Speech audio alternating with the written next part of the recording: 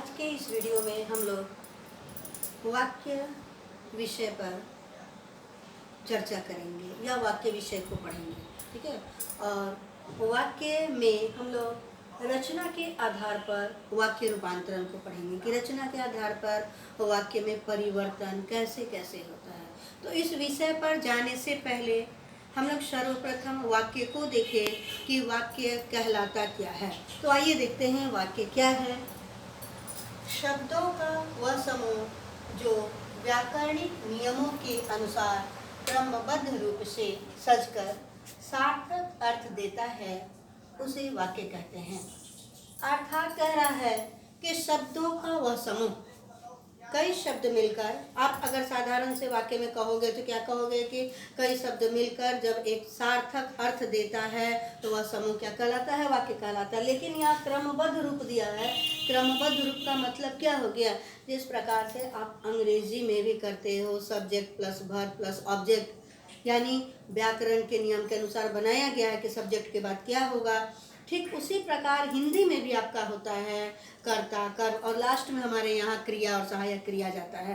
तो इस प्रकार से उसी नियम के तहत जब शब्द सज करके तैयार हो जाते हैं और वे एक सार्थक वाक्य देते हैं, एक अर्थपूर्ण वाक्य देते हैं, तो वो कहलाता है, वाक्य कहलाता है।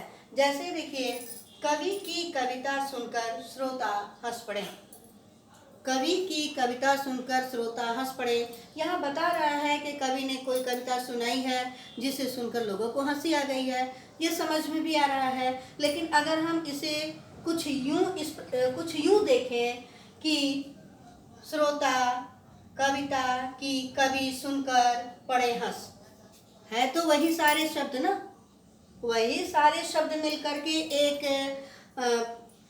एक वाक्य बना रहा है, लेकिन इसका कोई अर्थ नहीं निकल रहा है, वो समझ में ही नहीं आ रहा क्या है। तो इस प्रकार से हमने यह देखा कि शब्दों के क्रमबद्ध सार्थक समूह को क्या कहते हैं, वाक्य कहते हैं। अब वाक्य के दो अंग होते हैं। ठीक है, वाक्य के दो अंग होते हैं, उद्देश्य और विधेय, जिसे आप इंग्लिश में भी सब्जेक्ट और प्रेडिकेट के रूप में पढ़े हो। उद्देश्य वाक्य का कर्ता होता है और विधेय उस कर्ता का संबंध जो वाक्य के और अंशों से होता है, वह क्या कहलाता है, विधेय कहलाता है। जैसे आप आइए इस वाक्य में देखिए कि कवि की कविता सुनकर श्रोता हंस पड़े। तो यहाँ कर्ता कौन है, कविता सुनाने वाला कौन है, कवि। तो ये कवि उद्देश्य हो गया, और की कविता सुनकर श्रोता हंस पड़े, ये टोटल क्या हो जाएगा, आपका विधेय हो गया। अर्थात इस वाक्य में आपको एक उद्देश्य और एक विधेय है। उसी तरह से आपका कर्ता, कवि एक कर्ता है और एक ये है। ठीक है। अब हम लोग आते हैं कि वाक्य के, यानी वाक्य के अंग को हमने देखा, वाक्य की परिभाषा देखा। अब हम लोग आते हैं रचना के आधार पर वाक्य के भेद। रचना के आधार पर वाक्य के 3 भेद होते हैं। सरल वाक्य को साधारण वाक्य भी बोलते हैं, संयुक्त वाक्य, मिश्र वाक्य, जिसे मिश्रित वाक्य भी बोला जाता है। अब एक एक करके हम लोग देखते हैं कि किसकी परिभाषा क्या है, किसकी पहचान क्या है, हम किन शब्दों से पहचानेंगे, यह सरल है या संयुक्त है या मिश्रित है। आइए एक एक करके देखते हैं। सर्वप्रथम हम सरल वाक्य में आते हैं। जिस वाक्य में एक कर्ता तथा एक क्रिया हो या एक उद्देश्य तथा एक विधेय हो। अभी जैसा कि मैंने यहाँ पर आपको बताया है, वही चीज यहाँ कह रहा है कि वैसे वाक्य को क्या कहते हैं, सरल वाक्य। सरल वाक्य में कर्ता कई हो भी सकते हैं, लेकिन क्रिया आपको एक ही होगा, उद्देश्य एक होगा, विधेय एक होगा। ठीक है। अब हम यहाँ आइए उदाहरण में देखिए, वे स्वभाव से बड़े अध्ययनशील थे। वे कौन अध्ययनशील था, वे अर्थात कर्ता कौन है, वे, और स्वभाव से अध्ययनशील थे। ठीक है। ये टोटल जो हो जाएगा ये आपका विधेय होगा, वे उद्देश्य हो गया। और अध्ययनशील थे यानी कार्यरत थे, प्रयत्नशील थे, अध्ययन में वे लीन थे, वे, यह एक क्रिया हो गया। तो कर्ता एक, क्रिया एक। हम अगर कर्ता और क्रिया के भी हिसाब से चले तो वो भी एक है। उद्देश्य और विधेय के हिसाब से भी चले तो वे उद्देश्य एक हो गया और विधेय एक हुआ। दूसरा उदाहरण देखिए, भाई बहन पढ़ रहे हैं। यहाँ आपके 2 कर्ता हो गए, भाई बहन पढ़ रहे हैं। ठीक है। लेकिन ये दो कर्ता होने के बावजूद भी क्रिया एक है, काम एक कर रहे हो। वो क्या काम कर रहा है? पढ़ाई पर करने का काम कर रहा है। उसी प्रकार से एक और उदाहरण देखिए कि राम, श्याम, मोहन और सोहन विद्यालय जा रहे हैं। अभी आप बोलोगे कि मैम अभी तो आप बोली हैं एक ही कर्ता होता है, यहाँ तो कई कर्ता हो गए हैं, राम, श्याम, मोहन और सोहन 4 कर्ता हो जा रहे हैं। तो उस स्थिति में भी हमें देखना है कि ये चारों का काम एक ही है। ये चारों क्या काम कर रहे हैं? जाने का काम कर रहे हैं। कहाँ जाने का काम कर रहे हैं? विद्यालय जाने का काम कर रहे हैं। तो इन चारों को भी हम एक ही कर्ता के रूप में मानेंगे, क्योंकि इनका कार्य जो है एक ही है। इस प्रकार से ये सरल वाक्य हो गया। सरल वाक्य आपका छोटा भी होता है, सरल वाक्य आपका बड़ा भी होता है। ये अपने दिमाग में मत बांध के रखिएगा कि सरल वाक्य सदा छोटा होता है, वह बड़ा भी होता है। दूसरा ये संयुक्त वाक्य। संयुक्त वाक्य की परिभाषा क्या कहती है कि जब 2 या 2 से अधिक स्वतंत्र वाक्य योजक शब्दों द्वारा जुड़े होते हैं, उसे संयुक्त वाक्य कहते हैं।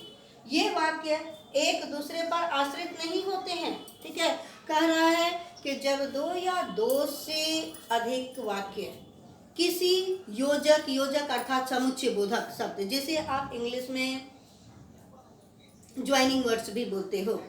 ठीक है, तो जब 2 या 2 से अधिक वाक्य जो हैं वे योजक या समुच्चय बोधक शब्दों से जुड़ करके एक वाक्य का निर्माण करते हैं, तो योजक शब्दों से जुड़ने के कारण ये वाक्य जो हो जाते हैं ये संयुक्त वाक्य में बदल जाते हैं। लेकिन ध्यान देना है कि ये दोनों वाक्य जो होते हैं वे स्वतंत्र होते हैं, एक दूसरे पर अर्थ देने के लिए आश्रित नहीं होते हैं। जैसा कि आप देखिए यहाँ पर, प्रातः सूर्य उदय हुआ और पक्षी चहचहाने लगे। प्रातः सूर्य उदय हुआ, प्रातः सूर्य उदय हुआ, यहाँ तक एक वाक्य हुआ। दूसरा वाक्य है पक्षी चहचहाने लगे, जो और योजक शब्दों के द्वारा, समुच्चय बोधक शब्दों के द्वारा जुड़ा है। तो एक वाक्य आपका हुआ प्रातः सूर्य उदय हुआ। यह भी हमें समझ में आ रहा है कि सुबह में क्या हो गया? सूर्योदय हो गया है। बिल्कुल ये अपना अर्थ स्पष्ट दे रहा है। दूसरा वाक्य देखिए, पक्षी चहचहाने लगे, अर्थात पक्षी जो है वे अपने चहचहाने का काम कर रहे हैं, चाहे वह कारण जो भी हो, पक्षियों का चहचहाना जारी है। तो दोनों वाक्य जो हैं स्वतंत्र रूप से, अगर हम इसे भी हटा दें और सिर्फ इसे रखें तो ये भी स्वतंत्र रूप से अपना अर्थ देता है, और पहले वाक्य को हटा करके अगर दूसरे वाक्य को रखते हैं तो ये भी अपना स्वतंत्र अर्थ देता है। तो संयुक्त वाक्य में पहचान है, सर्वप्रथम 2 वाक्यों के बीच में योजक शब्द, समुच्चय बोधक शब्द।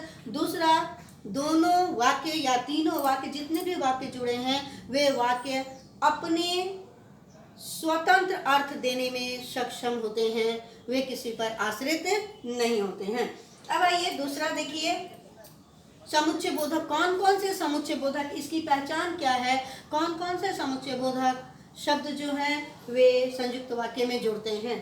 तो वह समुच्चय बोधक क्या है? किंतु, और, या, इसलिए, क्योंकि, परंतु, अतः, अथवा, अन्यथा, फिर भी, लेकिन इत्यादि। ठीक है, ये सारे शब्द जो हैं ये वाक्यों के बीच में जुड़ करके वाक्य को संयुक्त बनाते हैं। इसलिए कब जुड़ेगा? इसलिए जब किसी क्रिया का कारण देता है तो वह इसलिए हो जाता है। मैं बीमार हूँ इसलिए विद्यालय नहीं जाऊंगा। यहाँ 2 वाक्य, मैं बीमार हूँ, पहला वाक्य, विद्यालय नहीं जाऊंगा, तो बीमारी कारण बता रहा है, वह इसलिए से जुड़ता है। ठीक है, तो इस प्रकार से या के द्वारा देखिए कि हम बोलते हैं कि आप कुछ पिएंगे या खाना लाऊं, आप कुछ पिएंगे या खाना लाऊं। तो या के द्वारा पहला वाक्य है आप कुछ पिएंगे, दूसरा वाक्य है नहीं पिएंगे तो क्या करेंगे? खाना लाएंगे। तो दोनों वाक्य जो है या समुच्चय बोधक शब्दों के द्वारा जुड़ करके अपना अर्थ स्पष्ट करता है। तो इस प्रकार से हम देखते हैं। अब यहाँ देखिए कि कभी कभी ऐसा भी होता है कि वाक्य में आपको समुच्चय बोधक शब्द मिलेगा ही नहीं। तो उस स्थिति में हम वाक्य की पहचान कैसे करते हैं? और यह चीज़ आपको सिर्फ संयुक्त वाक्य में ही मिलेगा। तो यही कह रहा, संयुक्त वाक्य में कभी कभी योजक शब्दों का लोप भी होता है, गायब हो जाता है, उसमें आपको दिखाई नहीं देगा। ठीक है, जैसे में देखिए, क्या सोचा था, क्या हो गया, क्या सोचा था, क्या हो गया। अगर हम यहाँ पर योजक शब्द डालें तो क्या सोचा था और क्या हो गया, जो और जो है वह छिप गया है। तो हमें यहाँ पर इस परिस्थिति में हम अपने विवेक से समझना है कि यहाँ पर योजक शब्द आ रहा है या नहीं आ रहा है।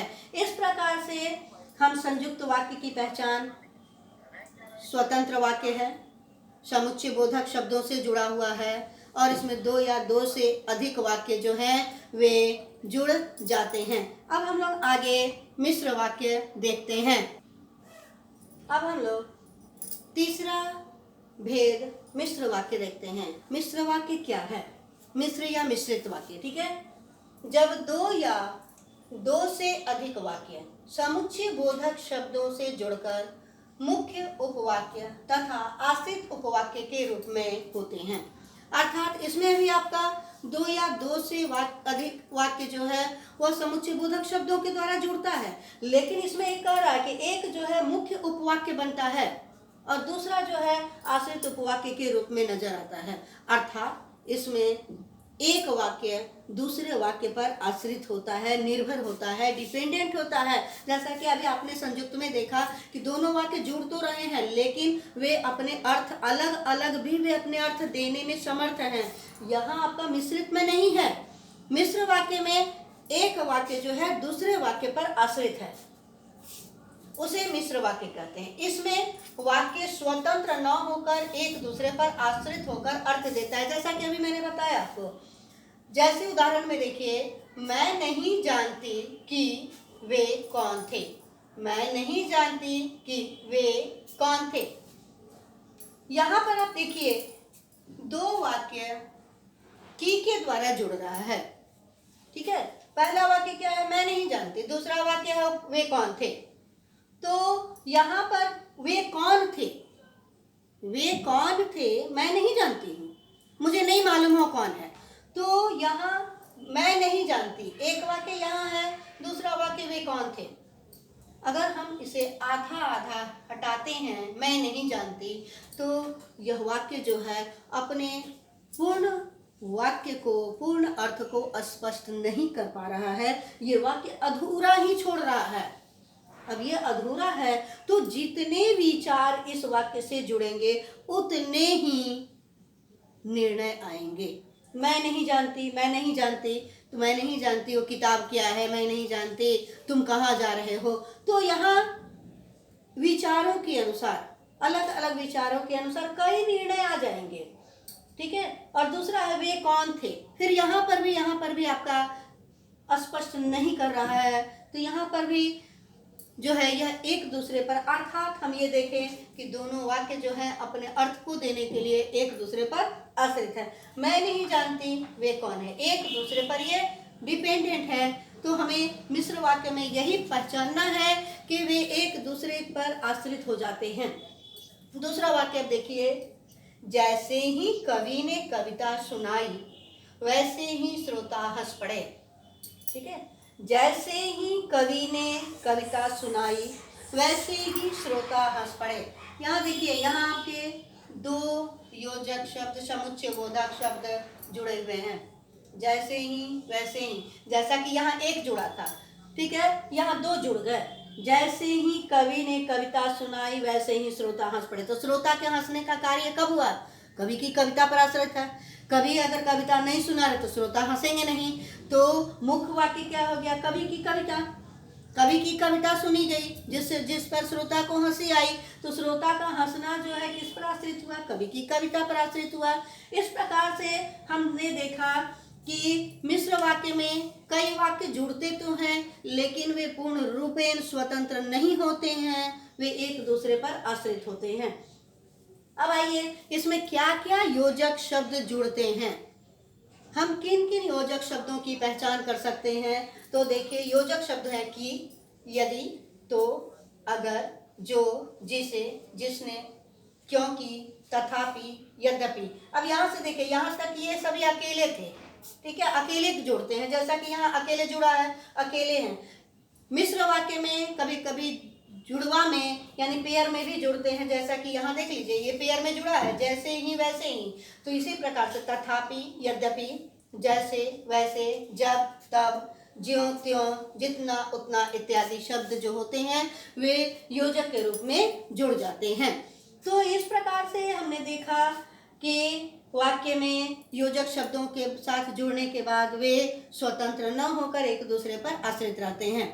दूसरी बात हम और एक बात ध्यान में रखें कि इसमें मिश्रित वाक्य में योजक शब्द के बीच में या कहीं पर भी उसके लगने जुड़ने के लिए कहीं कोई निश्चित जगह नहीं किया गया है कि वह वाक्य के बीच में जुड़ेगा या वाक्य के पहले जुड़ेगा।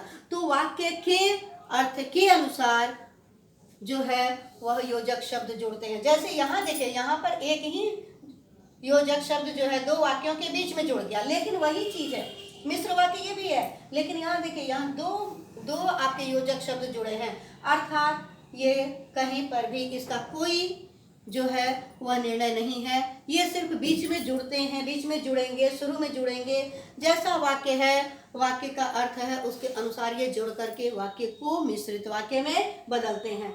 तो हमें क्या याद रखना है? हमें याद रखना है इसमें कई वाक्य जुड़ेंगे, लेकिन ये जो जुड़ करके एक वाक्य बनेगा तो वो अपना दोनों तीनों वाक्य जो है अपना स्वतंत्र अर्थ नहीं देगा, वो अर्थ देने के लिए एक दूसरे पर आश्रित रहेगा। दूसरा चीज आपको याद रखना होगा कि इसमें जो योजक शब्द जुड़ता है उसके लिए कहीं कोई जगह निश्चित नहीं की गई है कि वह बीच में ही जुड़ेगा, वह प्रारंभ में ही जुड़ेगा, वह अंत में जुड़ेगा। इसका कहीं कोई निश्चित नहीं किया गया, वह कहीं पर भी वाक्य के अनुसार जुड़ सकता है। ठीक है, तो इस प्रकार से हमने देखा कि ये पेयर में भी जुड़ता है और ये अकेले भी जुड़ता है। उसी प्रकार से आपके वाक्य में और भी आते हैं, जैसे कि यदि वर्षा होती तो फसल अच्छा होता, तो यदि और तो दोनों जुड़ गया, तो यदि भी आपका हो गया समुच्चय बोधक और तो भी हो गया। तो फसल होने का जो कार्य है वह किस पर आश्रित है? वर्षा होने पर आश्रित है। अब आइए हम लोग देखते हैं इस प्रकार से वाक्य को दूसरे वाक्य में बदलना ही वाक्य परिवर्तन, वाक्य रूपांतरण या रचनांतरण कहलाता है। इस प्रकार हम देख रहे हैं कि वाक्य रूपांतरण जो है वह किस प्रकार से तीन भेदों के द्वारा अपने मुख्य कुछ बिंदुओं के द्वारा जुड़ करके एक नए रूप में हमारे सामने आता है।